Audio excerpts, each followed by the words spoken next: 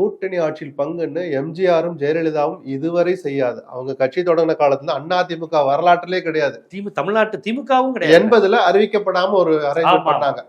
கூட்டணி ஆட்சி தான் அப்படின்னு சொல்லாம சொல்லி தந்தாங்க. தோல்விதான் கிடைச்சது. அப்ப திராவிட இயக்கங்கள் அதை கூட தள்ளி வைங்க. திமுக திமுக வரலாற்றுல முதல் முறையா ஒரு மேஜர் டிசிஷன் எடுக்கிறார். 6 மணி நேரம் காத்திருக்க வச்சு இப்படி தட்டுல வச்சு கொடுக்க போனாரா? கொடுக்கல. அவர் தட்டி பறிச்சுக்கிட்டாரு. கூட்டணி ஆட்சியில் பங்குன்னு ஒரு கூட்டணியில் இடம்பெறுகிற ஒரு சின்ன கட்சி எப்படி சார் அறிவிக்க முடியும்? நீங்க மத்தியில் ஆளுகிற கட்சியா இருக்கலாம், சகல அதிகாரம் படைத்தவர் அமைச்சா இருக்கலாம். அறிவிக்கிற அதிகாரத்தை யார் கொடுத்தா? சொல்லுங்க சார். நீங்க உங்க தலைமையில ஆட்சின்னு சொல்லிட்டீங்க, உங்க தலைமையில கூட்டணின்ட்டீங்க. அதிமுக ஆட்சி அமைக்க போகுது ஜெயிச்சா. யார் நான் ஆட்சி அதிகாரத்துல பங்கு கொடுப்பேன்னு சொல்லணும்? சொல்லுங்க, யார் சொல்லணும்?